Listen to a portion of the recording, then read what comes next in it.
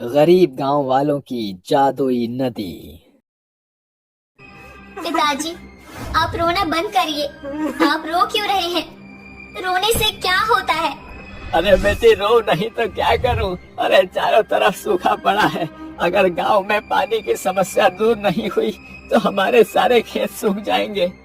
पिताजी, इसके लिए तो हम सभी को मुखिया से बात करनी चाहिए। तुम बिल्कुल सही कहती हो। हमें मुखिया जी से ही बात करनी चाहिए ताकि हम कलेक्टर के पास जाएं और हमारे गांव में पानी की सुख सुविधा की एप्लीकेशन डाल दें। धरिया अपने साथ साथ गांव के और भी लोगों को इकट्ठा करता है और उन्हें गांव के मुखिया के पास ले जाता है, जिसके बाद वो सभी लोग गांव के मुखिया से पानी की शिकायत करते हैं। अरे मुखिया जी, अगर ऐसा चलता रहा तो गांव में बिल्कुल सूखा पड़ जाएगा और हम पानी की दिक्कत की वजह से मरना शुरू हो जाएंगे। मुखिया जी, आपको कलेक्टर से बात करनी चाहिए। वो हमारे गांव में पानी क्यों नहीं दे रहे हैं? मैं पहले ही बात कर चुका हूँ और कई बार एप्लीकेशन भी डाल चुका हूँ, लेकिन पानी ऊपर से ही नहीं छोड़ा जा रहा है। अब इसमें हम लोग क्या कर सकते हैं? हमारे पास इंतजार करने के अलावा और कोई रास्ता भी तो नहीं है ना?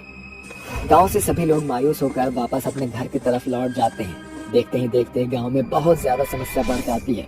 प्यास के मारे गांव के लोग मरना भी शुरू हो जाते हैं। एक रात के समय नंदिनी की माँ कौशल्या पानी के लिए तड़प रही होती है। हाय पानी, मुझे प्यास लगी है। मुझे पानी पीना है। कोई मुझे पानी पिला दो। हाय पानी, नंदिनी बिटिया, अगर मुझे पानी नहीं मिला तो मैं अपने प्राण छोड़ दूंगी। कुछ कर बिटिया, कुछ कर। माँ, आप चिंता मत कीजिए, मैं आपके लिए पानी लेकर आती हूँ। नंदिनी पानी ढूंढने के लिए बाहर निकल जाती है, लेकिन उसे कहीं भी पानी नजर नहीं आता। पूरा गांव इतना गरीब था कि कुछ नहीं कर सकता था। चलते चलते नंदिनी एक नदी के पास पहुंचती है, जिस नदी का पानी बहुत ज्यादा गंदा था और जिसमें काई जमा हुआ था। मेरे पास और कोई चारा नहीं है। मुझे इसी नदी का पानी निकाल लेना चाहिए। मैं इसे गर्म करके छान लूंगी और इसे साफ करूंगी। नंदिनी एक पतीला डालकर उसमें से पानी निकाल लेती है और उसे अपने घर ले जाती है, जिसके बाद वो पानी को छलनी से छानती है और उसे गर्म करती है। गर्म करने के बाद वो पानी को अपनी माँ कौशल्या को पिलाती है। बेटा, शुक्र है कि तूने सही समय पर लाकर मुझे पानी पिला दिया, नहीं तो आज मेरे बचने के चांस ही नहीं थे। तभी कौशल्या को रसोई की तरफ कुछ चमकता हुआ नजर आता है। वहाँ क्या चमक रहा है? कौशल्या और नंदिनी रसोई की तरफ जाते हैं, जिसके बाद उन्हें एक पतीला दिखाई पड़ता है। अरे, ये वही पानी का पतीला है जिसमें मैं नदी का पानी लेकर आई थी, पर ये अचानक से सोने का कैसे बन गया? नंदिनी और कौशल्या को कुछ समझ नहीं आता, जिसके बाद कौशल्या कुछ और बर्तन नदी किनारे ले जाती है और एक एक करके उन बर्तनों से नदी का पानी निकालने लगती है। जैसे ही वो नदी के अंदर बर्तन डालती है, नदी के अंदर से एक चमकीली रोशनी निकलती है। देखते ही देखते बर्तन सोने में बदल जाते हैं। मुझे तो विश्वास ही नहीं होता कि ये नदी कोई मामूली नदी नहीं, बल्कि जादुई नदी है। हमें इस नदी के बारे में गांव वालों को बताना होगा। अगले दिन जैसे ही सवेरा होता है, कौशल्या गांव के सभी लोगों को इकट्ठा करती है और नदी के बारे में बताती है। उस नदी में जितने बर्तन डालो उतने ही सोने में बदल जाते हैं। पहले तो मुझे अपनी आंखों पर विश्वास नहीं हो रहा था, फिर मैंने उसके अंदर दोबारा से एक बर्तन डालकर देखा। तभी अचानक से चमकीली रोशनी निकली और बर्तन सोने में बदल गया। और ये सब तो मान गढ़ंत बात है। हम गांव के सभी लोग इतने गरीब हैं कि अंधविश्वास की बातों पर विश्वास करने लगते हैं। अब मुझे तो इस औरत की बात पर विश्वास नहीं है। अगर आप सभी को हमारे ऊपर विश्वास नहीं है तो आप सभी हमारे साथ एक बार चलें और उस नदी का जादू देखें। अगर ये दोनों माँ बेटी इतने विश्वास के साथ कह रही हैं, तो हमें दोनों के बात का विश्वास करना न चाहिए और नदी किनारे जाकर देखना न चाहिए। मनोहर की बात मानकर गांव के सभी लोग नंदिनी और कौशल्या के साथ नदी किनारे पहुंच जाते हैं, जिसके बाद मनोहर एक बर्तन उठाता है और नदी के अंदर पानी में डाल देता है और फिर उससे पानी निकालने लगता है। जैसे ही बर्तन नदी के अंदर डालता है, नदी के अंदर से क्षण के लिए रोशनी निकलती है, जिसके बाद वो बर्तन देखते ही देखते सोने में बदल जाता है। अरे वाह, ये तो सचमुच अद्भुत है जी। मैंने तो ऐसा कभी जिंदगी में नहीं देखा है। ये तो कोई मामूली नदी नहीं है, बल्कि जादुई नदी है। लेकिन ये नदी जादुई कैसे है? इसके पीछे का राज क्या है भाई? मनोहर इतना कहता ही है कि तभी उसके सामने नदी के अंदर से एक देवी माँ प्रकट हो जाती है। ये कोई मामूली नदी नहीं, बल्कि एक जादुई नदी है और ये नदी सदियों से यहाँ पर बनी हुई है। इस नदी में 7 नदियों का पानी आता है लेकिन किसी कारणवश इस नदी के पानी को एक साधु ने श्राप दे दिया था। दरअसल वो साधु इसी नदी किनारे प्यासा मर गया था, लेकिन वो इस नदी तक नहीं पहुंच पाया था और ना ही इसका पानी पी पाया।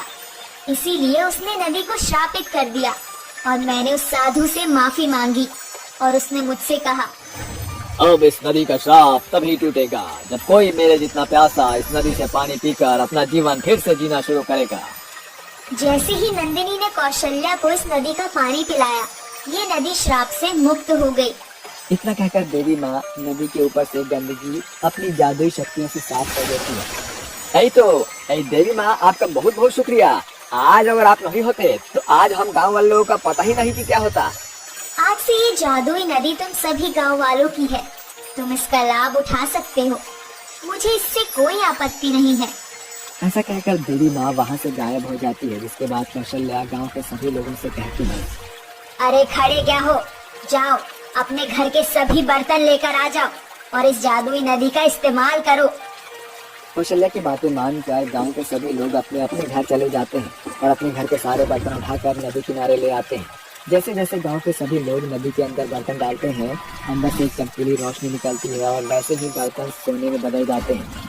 अरे वाह, मुझे तो यकीन ही नहीं होता। देखो तो ये सारा बर्तन जो है सोने का हो गया है। अब हम गांव वालों की सभी परेशानियां धीरे धीरे दूर हो जाएगी। तभी वहाँ पर धैर्य अपनी बेटी रेखा के साथ पहुँचता है। अरे रेखा बेटी, देख हम सभी गरीब गांव वालों की किस्मत का ताला अचानक ही खुल गया। तू भी अपना बर्तन लेके आ और जादुई नदी के अंदर डाल दे। देख हमारी किस्मत का ताला भी खुल जाएगा। हाँ हाँ पिताजी, क्यों नहीं। ऐसा कहकर रेखा जादुई नदी के अंदर अपने सभी बर्तनों को डाल देती है, जिसके बाद अचानक से चमकीली रोशनी निकलती है। जब वो अपने बर्तन बाहर निकाल लेती है तो वैसे ही बर्तन सोने में बदल जाते हैं, जिसके चलते उसकी जिंदगी भी बदल जाती है और उन सभी गांव वालों की सारी परेशानियां हमेशा हमेशा के लिए दूर हो जाती है। उनकी गरीबी के साथ साथ पानी की समस्या भी खत्म हो जाती है और अब गांव के सभी लोग अपने गांव में खुशी खुशी रहने लगते हैं। 15 वर्षीय शालू की मां कविता की 3 महीने से तबीयत खराब चल रही थी। शालू अपनी मां के लिए थाली में खाना लगाकर लाती है और कहती है, मां चलो उठो, और कितना सोगी, खाना खा लो, फिर दवाई भी खानी है। मां मैं स्कूल से आ गई।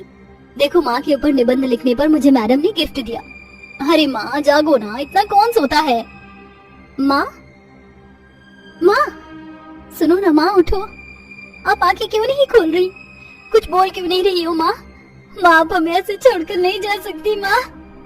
तभी शालू के रोने की आवाज सुनकर पड़ोसन आकर जवाब देती है कि उनकी माँ अब इस दुनिया में नहीं रही। दोनों बहनें बिलख बिलख कर बहुत रोती हैं और अंतिम संस्कार कर देती हैं।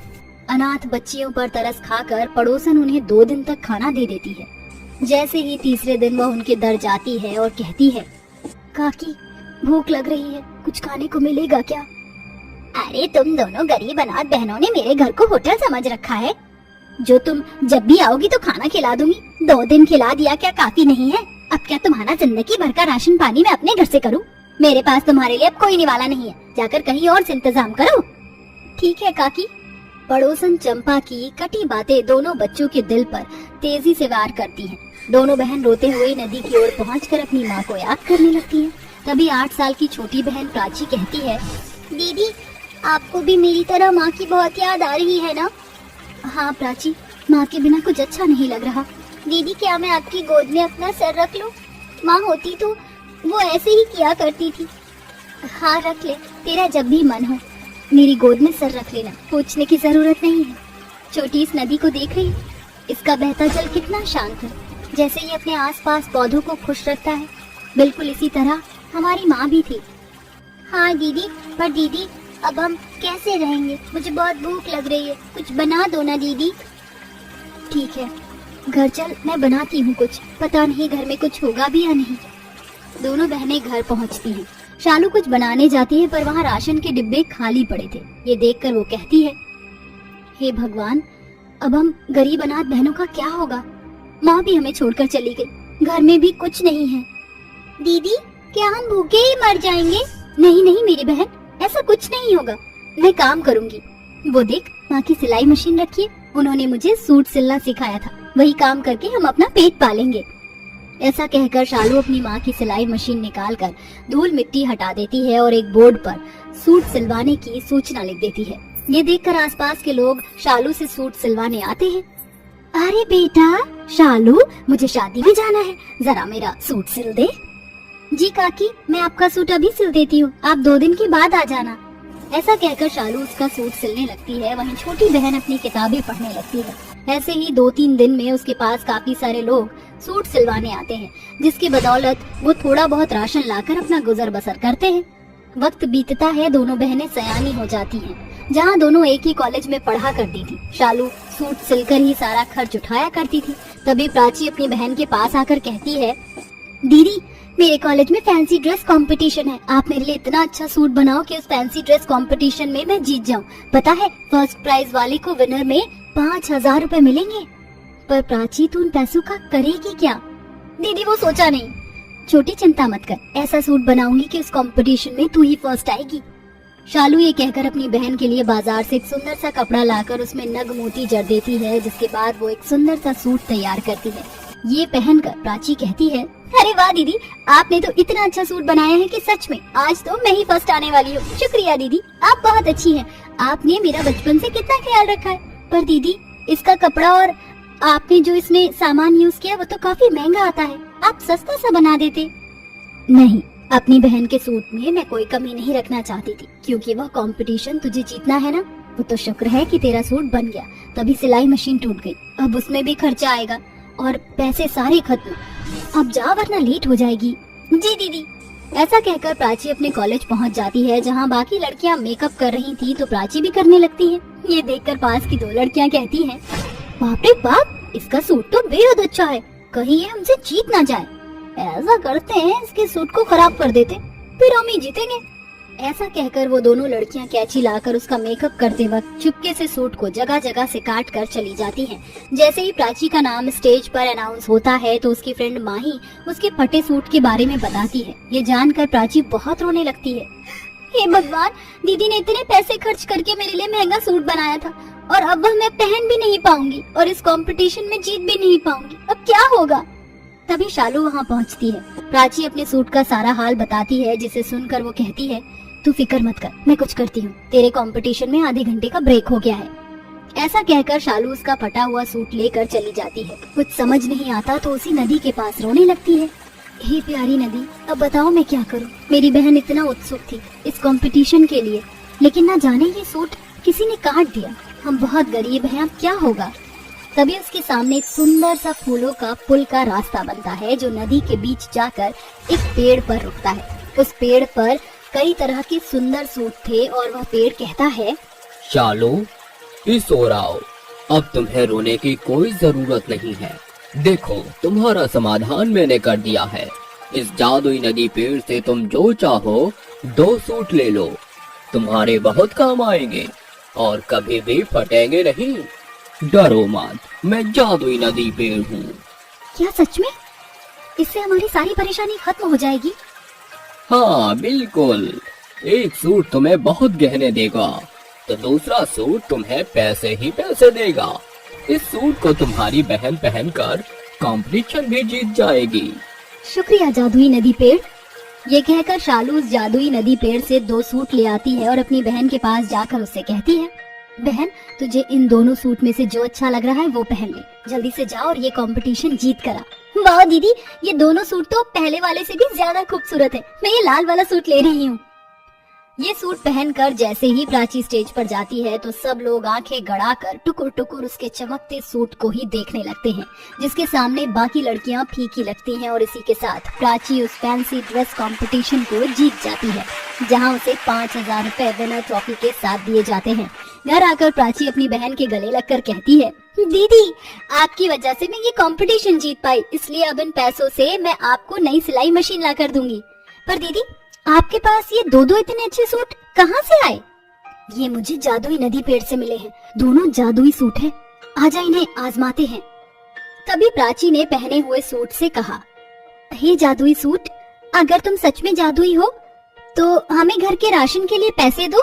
तभी उस जादुई सूट में से तेज रोशनी के साथ ढेर सारे पैसों की गड्डी निकलकर जमा हो जाती है, ये देखकर दोनों गरीब बहनें हक्की बक्की रह जाती हैं। अरे दीदी, ये तो कमाल ही हो गया। ठीक है, इस दूसरे सूट से भी देखते हैं क्या निकलता है। हे जादुई सूट, अपना करिश्मा दिखाओ। शालू के कहते ही वो सूट में चमचमाते तेज रोशनी में ढेर सारे सुंदर सुंदर गहने निकलते हैं। ये देखकर दोनों बहनें उस गहने को पहनकर कहती हैं, अरे वाह, सच में ये जादुई है। ये तो हमें अलग से गहने लेने की जरूरत नहीं पड़ेगी, तेरी शादी में यही काम आ जाएंगे, और आपकी भी दीदी। दोनों बहनें उन जादुई सूट के दिए पैसों से अपने घर का सारा अनाज भर लेते हैं, साथ ही कच्चे मकान को एक बड़े घर में तब्दील कर देती हैं। कुछ ही समय में दोनों बहनों की पढ़ाई पूरी हो जाती है और अपने पसंद के लड़के से दोनों उस जादुई सूट के बदौलत धूमधाम से शादी कर खुशी खुशी रहने लगती हैं।